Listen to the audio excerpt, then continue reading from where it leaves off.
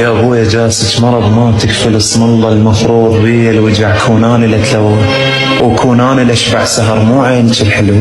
وتدرين اظن بالدمع من شف صوتك نص وتحكين بالقوه بحكي له وابقى عدل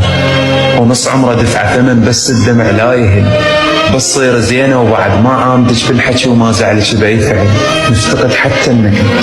غار علي اشتكي احكم سوى غلط للبيت رد من وقت ما كرر الشاقد وتدرين بي قوي بس من وقعت بمرض بوت اكثر من الطفل وحلوه انت رغم المرض يا صر جمالك شي يكثر بحزنه وفرح ما يوم شفته يقل وطعمك بكل هالحلو ولو بمرور العسل منك وفوق النحل هو انت حتى القمر شافك بليل وبقى كل ما سهرت يجي وقدام بيتك اسم الله من المرض وعيون حزدنك وبالمرض لو بالزعل ما راح امنك